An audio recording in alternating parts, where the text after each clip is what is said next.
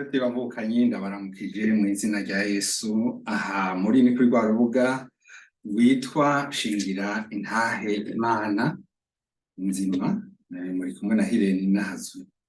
Uno munsi nahawe canke numvise ntumwe kubashikiriza ibihutiwe ubu butumwa canke kubabwira ku bijanye n'ibiriko biraba muri Israeli muri kano kanya.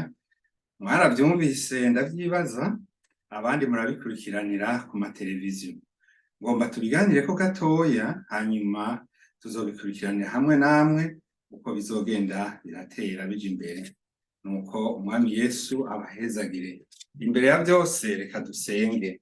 Mana nzima ndagushimiye kuko uri Imana ihoraho, uri Imana yaremye ijuru n'isi, uri Imana sega w'amahanga. Ndaje imbere yawe Mana, wewe waturemye kugira ngo uyu munsi nkore kimwe wadutuma ngo bazomenya gute batigishijwe. None rero Mana, ndaje imbere yawe. Turiko turabona ibiriko biraba hirya no hino kw'isi. Mu vyo umwami wacu Yesu yasize adusezeraniye, akatubwira bizoranga ibihe vya nyuma, ibihe vyo kugaruka kwiwe, yavuze ko hazoba intambara hirya no hino, kw'ihanga rizotera irindi, eka aravuga no ku gisagara ca Yerusalemu na Israeli. None rero akaba arivyo tugira tuvuge. Mana, nta majambo tworonka yo gusigura ivyawe atari impwemu wawe bidushoboje. None rero nsavye ngo turongore muri iki kiganiro, kugirana na bene data n'abandi benshi bahora baza kuraba, kugira ngo Mana imitima yabo nabo irokoke kandi niwaza, kuko turazi mwami Yesu ko uzoza ubwa mbere gutora abawe. Ikindi gihe abandi bazocirwa imanza canke bazoba umwanya w'urubanza, ariko wimeje kuza gutora abawe. Natwe turi muri abo bifuza kuza kudutora. Egome, nico gituma twakiriye umwami Yesu nk'umukiza, nk'umwami n'umukiza wacu. Amen. Urakoze Mana uhoraho. Dusabiye rero abantu bari mu ruhagarara mu gihugu ca Israeli no mu karere ka Palestine, Mana ngo wowe ubane nabo, ubagiriye neza muri ibi bihe nyene wiyerekane, kuko turazi ko hari benshi bazohasiga ubuzima, kandi n'abamaze kuhasiga ubuzima si bake. Turasabye rero ngo Mana, imitima ya benshi ikumenye, Mana yo mw'ijuru, kugira ngo nabo bazobemo bazogusanganira igihe uzoza gutora ubwoko bwawe shingiro. Ndagusabye ndakwizeye, ni mu izina ry'umwami wacu Yesu Kristo. Amen. Nshuti zanje, ndanezerewe no kubana namwe muri kano kanya. Hari haheze iminsi myinshi, ariko muri iyi minsi narababonye. Imana yarakoresheje benshi muri mwebwe, ngira ngo bamwe barabimenye, abandi baravyumvise. Ego mperutse kubura umuvukanyi yankurikira ubugira kabiri. Sinzi ko aka kantu mukabona, ni bwa bundi bakoresha ku manza. Hanyuma rero yaritavye Imana, yari amaze imyaka 59, yaragiye gukwiza 60 ubu mu kw'icumi na rimwe. Hanyuma kandi iyo myaka yabayeho niyo n'umuvyeyi wanje atuvyara yabayeho. We menga duharuye yabayeho imyaka 58, data yabayeho imyaka 33. Ego turashima rero muri vyose. Dushimiye cane cane abadubaye hafi. Hano nabonye akarisite k'abantu, ni bamwe muri benshi mwatubaye hafi muri ibi bihe. Mwari kumwe natwe hano ku rubuga mukurikirana ivy'urwo rubanza rw'uwo mushiki wacu. Rero abahinga bakaba baratwandikiye ngo umuryango wa Manirakiza Remegio warakozweko cane no kuba mwarahabaye, n'ingene mwadushigikiye mu kufuba umuvukanyi, eka no kuganduka bimwe bavuga ngo ni levée de deuil partielle.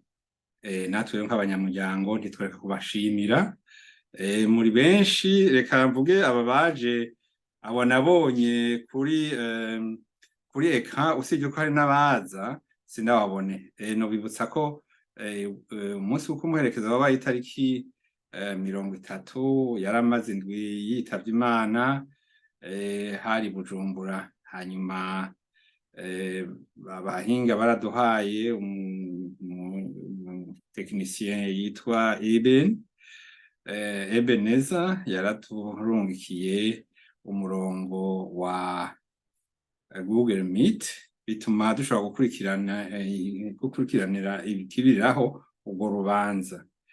Rero ndashimiye cane, hari witwa Charlotte Musa Nisoni, hari Ernest Ndagijimana wo muri Australia, hariho Félicité, Janvier, Gabriel, Tama Joseph Ndenzako, Nireye na Perez, hanyuma Pasteur Gervais Ndiyokubwaya n'umufasoni wiwe, Jimimana Alexis, hanyuma na Veronique Ngendakuriyo, Michel na Helena, Seth Gashaka, Fabrice, Nelly, Maureen, n'abandi benshi cane bahabaye.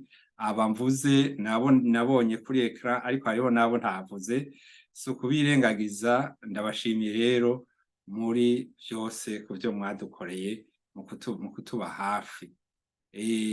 Hariho ijambo rivugwa hariya mu byahishuriwe intumwa, ryavuzwe no kuri uyu yigendeye, twararisomye kubera ibikorwa yakora.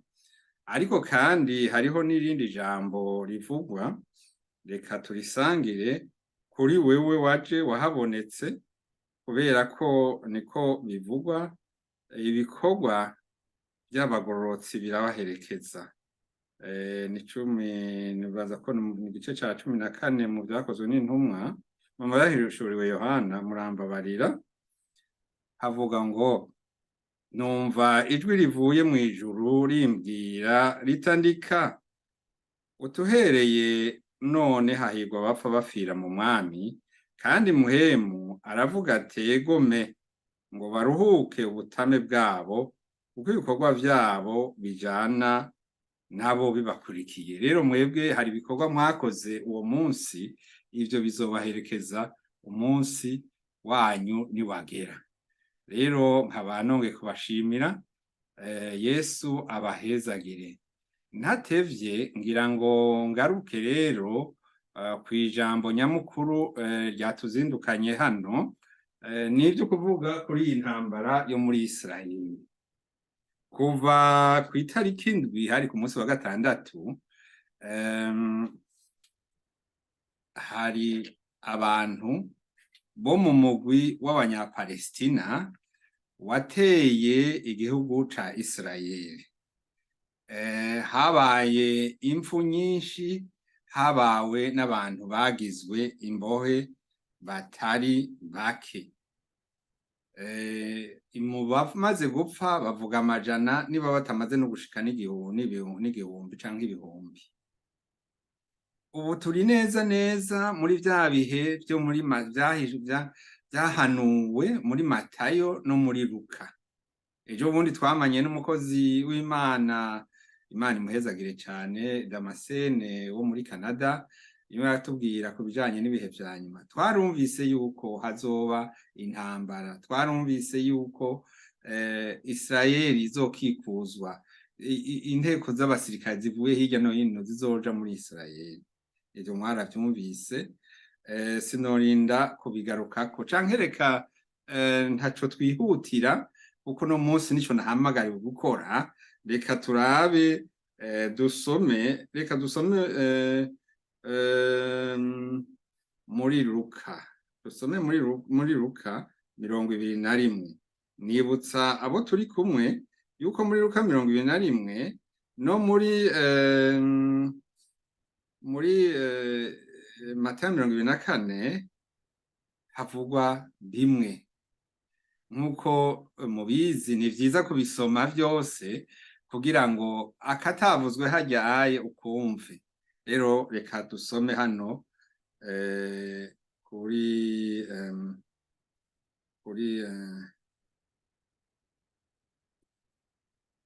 muri Luka, duhere ku murongo igice ca 21 duhere ku murongo wa 5. Uguhona kw'i Yerusalemu no kugaruka kwa Yesu. Kandi bamwe bavuga urusengero ingena kwasharijwe amabuye meza n'amashikanwa, arababwira ati ivyo mubona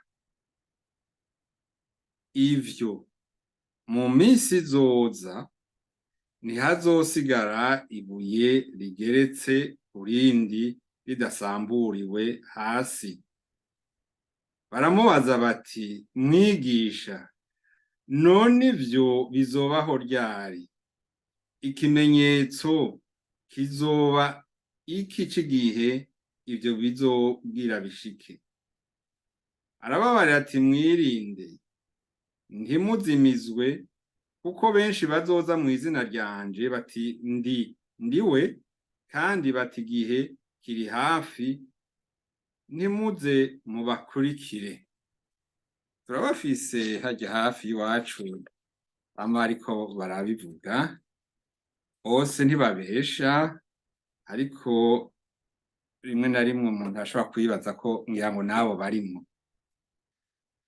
Kandi nimwumva intambara n'imivurungano ntimuze mucike ivutu, kuko ivyo bitazobura kubanza kubaho, ariko umuhero ntuzoca ushika. Maze arababwira ati ihanga rizotera irindi hanga, n'ubwami buzotera ubundi bwami, kandi isi izonyiganyiga cane henshi, kandi hamwe hamwe hazotera amapfa, hatere n'ikiza, habeho n'ibiteye ubwoba n'ibimenyetso bihambaye biva mw'ijuru. Ariko ivyo vyose bitarabaho, bazobashorerako amaboko, babahame, babashengerane mu masinagoge, babashirishe mu mabohero, babashengeze ku bami no ku baganza, babahora izina ryanje. Bicike ikimenyetso kibere mwebwe icabona. Nuko ibi mubishireko umutima, yuko mudakwiye kubanza kwiyumvira ivyo muzokwireguza, kuko ari jewe nzobaha ururimi n'ubwenge, ivyo ababagwanya bose batazoshobora gutsinda canke gutururuza. Ariko muzoshengezwa n'abavyeyi banyu nabo na bene nyoko n'inshuti n'abakunzi, bamwe muri mwebwe bazobicisha. Muzoba mwanse bose babahora izina ryanje, kandi ntihazohara agashatsi na kamwe ko ku mitwe yanyu. Kwihangana kwanyu niko kuzotuma mukiza ubugingo bwanyu. Ariko nimwabona i Yerusalemu hakikijwe n'ibitero, muze mumenye yuko ubuyobe bugira bushike. Haleluya. Ico gihe abazoba bari Yudaya baze bahungire ku misozi miremire, kandi abazoba bari hagati muri Yerusalemu baze bahasokoroke, kandi abazoba bari mu misozi ntibaze baje Yerusalemu. Nuko iyo minsi izoba iyo guhora, kugira ngo ivyanditswe vyose bishike. Kubandanya ngira ngo murashobora kuhabandanya, nasomye muri Luka 21. Bariko turavuga rero intambara iri muri Yerusalemu. Murabizi benshi inkuru ya Isirayeli, ngira ngo muyizi igice canke mwarayumvise. Inkuru y'ukuri niyi: Abisirayeli bakomoka kuri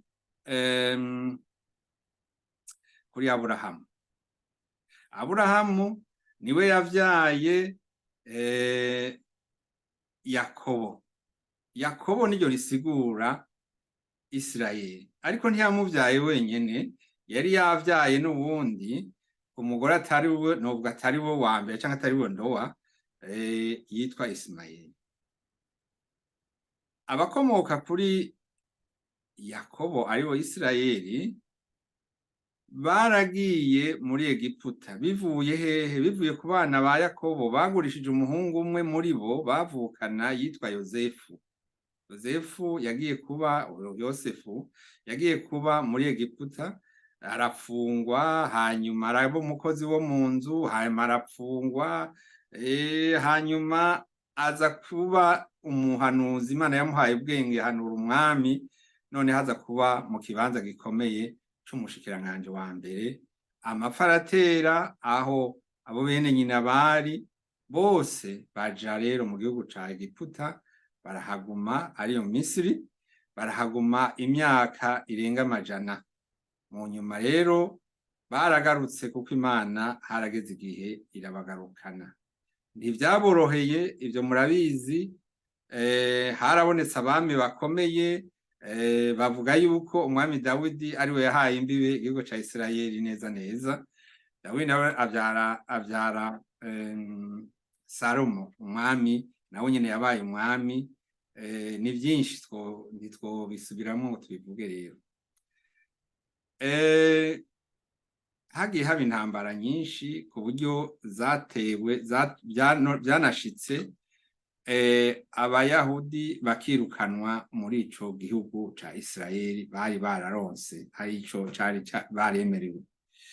Mu nyuma habaye ibindi vyago. Aha turiko duharura mu myaka irenga 1000 canke hafi 2000, harabaye ibindi vyago bituma bahonywa mw'isi, bongera gusubirayo rero, bongera kuronswa igihugu.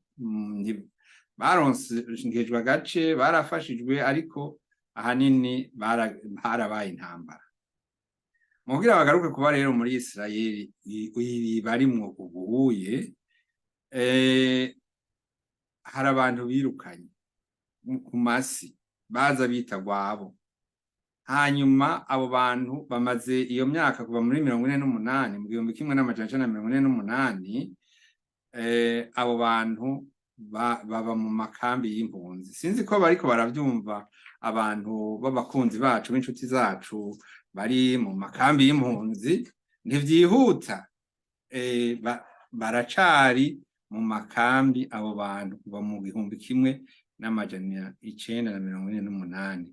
Twibutse yuko Abisirayeli rero muri ayo magorwa bagize bakangazwa, harabaye intambara, hagiye haba kwicwa ubwo bwoko ku buryo bwinshi, ariko ukwicwa gukomeye kwabaye akamaramaza. Numva bavuga iyo bagereranije akabi kakozwe kasumba genocide, bakise Holocaust. Hanyuma barishwe hano muri kino gihugu c'Ubudagi ndimwo, baricwa mu Burayi bwose n'ibihugu byose byari bicuditse n'Ubudagi. Aho Ubudagi bwashoboye gufata ibihugu, bwahoneje Abisirayeli. Bica rero biboneka yuko abantu b'inkwehwa bakwiye gusubizwa, kuronswa iyo baja. Bati twebwe tugomba kuja iwacu. Hari mu bugaragwa, murabizi, ariko Imana yarakoze ubu aho hantu haramera. Imana yarabahaye ubwenge bwinshi, bakoresha ubuhinga bukomeye muri vyinshi. Ni abambere mu kuvumbura canke mu gutora ibintu by'ubuhinga, imiti, sinobigarukako. No muri Amerika rero hariyo, canke si Amerika gusa, nahaye mu Budagi ndi hariho abayahudi, kandi bafise ibibanza mu banyabwenge, bafise ibibanza mu bucuruzi, bafise ibibanza mu bashakashatsi, n'abantu basanzwe. Ngira ngo mwarumvise yuko no mu minsi iheze hariho igihugu c'Uburusiya casubije abayahudi, carabahaye gusubira mu iwabo, na bamwe baje ngaha mu Budagi kubera niho bari baramutse, niho bari bapazi, abandi nabo basubiye muri Israeli. Ubwiye no muri Israeli bavuga yuko abantu bashika nka 30% niba batarenga bavuga ikirusiya. Ego mbere nta n'irundi rurimi bazi, ushitseyo uratangara, usanga ari bamwe bagerageza kuvuga akongereza gakeyi, ariko hanini bavuga ikirusiya. None rero inshuti zanje, reka tugaruke ku biriko biraba.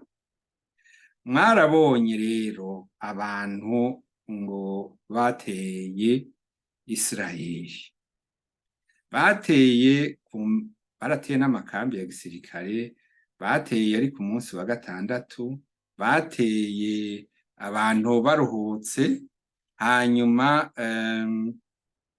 ibara riragwa, ibara ryaraguye. Abo bantu baba muri Palestine canke Abarabu bari basanzwe baba muri ako karere ka Israeli irimwo ubu muri kino gihe, barushe bagahabwa uduce tubiri, ico bita bande do Gaza n'ahandi ndibagengene bahita handi baba, hariho ahantu usanga haragenewe kuba nka Bethlehem tuvuge, haba abo Barabu ni nabo bahatwara. Ego rero abo bantu bagumye basaba kugira ngo basubire mu gihugu. Ntivyoroshe kuko nk'umuntu aba muri Bethlehem ntapfa mu bisanzwe ntapfa kwivayanga ngo araje ngo aje ngo Yerusalemu ngo kuharaba canke kuhaba, ateza kuronka uruhusha kandi ntivyoroshe. Abantu rero no kurambirwa muri ayo makambi bararambirwa kandi baragwanye imyaka myinshi. Ubwa mbere ico gihugu kigifatwa, hanyuma barasubiragwana muri 67, 73. None rero n'ibitero vyahora biza biraba, ariko ngo icabaye ubu cabaye ikitari bwaboneke ico gitero. Ngira ngo mwarumvise yuko aho hantu higeze kuba intambara y'imisi 6. Hari umusirikare yamenyekanye cane, umujenerali yitwa Moshe Dayan, yari afise ijisho rimwe ritabona, yama yambaye n'akantu ku jisho. Niwe yahagwaniye, niwe yatsinze, yatumye Israeli itsinda. Ico gihe rero bagiye bihereza bigarurira utundi duce, twaba two muri Egypte, twa Misiri na Sinayi, twaba utwo muri Syria nka hamwe bita ku bisozi vya Golan. Ku bisozi vya Golan rero ni ahantu h'imisozi miremire, nk'abantu baba hariya muri za Makamba barazi icitwa Inanzegwe. Rero aho mwiyumvire ko Inanzegwe iri hejuru y'intara ya Vugizo na Nyanzarake. Uhagaze aho hantu uba ufise umuntu ari hajya munsi. Niko bimeze rero muri Syria. Hanyuma Abisirayeli bo barabiravye, baravuga bati wapi, ahantu ntimushobora kuhahagarara, mwoturungika mw'isoro tukaba turahonye. Barahatwaye rero, ariko sahabo. Nuko hari ibintu bitangaje rero, reka tubanze tuvuge ku matariki yagiye aba. Amatariki intambara y'iyo imisi 6 yabaye imisi 6, ni intambara Israeli yari itewe n'ibihugu bibanyi byinshi. Yari itewe na Israeli, yari itewe na cane yari itewe na Misiri, itewe na Syria n'ibindi bihugu bitanu menga byo mu karere. Ariko byose Imana yarabafashije, barashobora gutsinda izo ntambara. Muri 73 naho nyene barabubiriye, babatera mu itariki 6 z'ukwezi kw'icumi. Hanyuma iyo ntambara yamaze nk'indwi 3 kwezi itariki 25.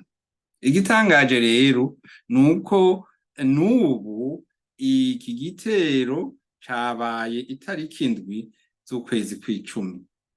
Abahinga bakunda kubona ibintu n'ibindi bari bajije bati none vyagenze gute ngo babatere kuri iyo tariki, babe batiteguye, ngo bari bibereye mu makonje baruhutse.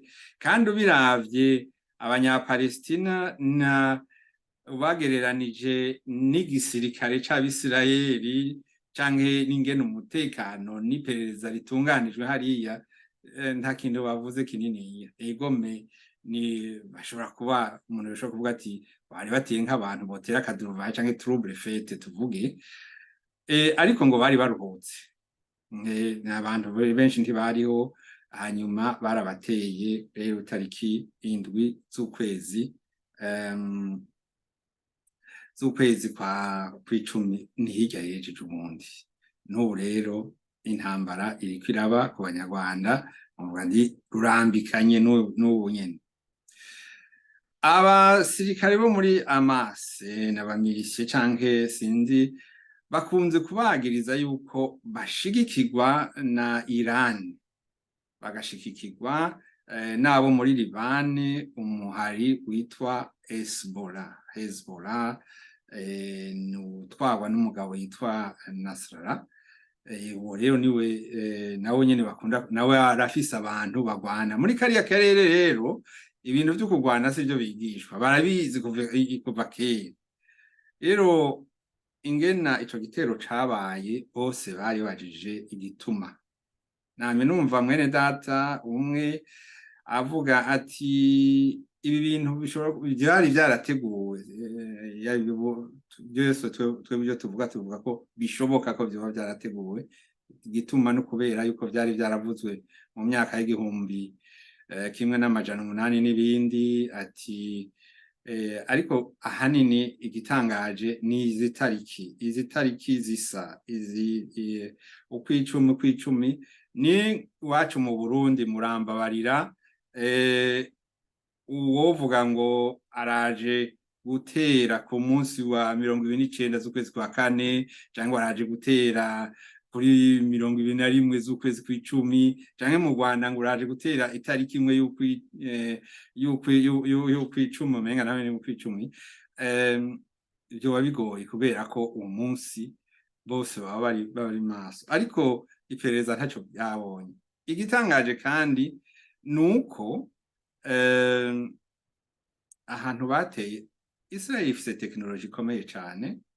Muramenya, muribuka cane ya ntoze yitwa ca kintu bakoresha citwa Pegasus, naho ufata itelefone yawe ukagenda ukicara n'uwundi muntu mukabari mukaganira, canke ugatelefonera mu cumbi wawe. Baravyumva, baramenya nabironka. Rero barateye ibibanza novuga nti sensible, strategique, ibibanza kubisanzwe bidashoboka ko hogira umuntu aza kubikorako ntibamubone. Mugabo byarashitse kandi nta kindi norenza ko iperereza muri ico gihe bavuga ko ryagize intege nke canke ryasamaye, ibara rikaba.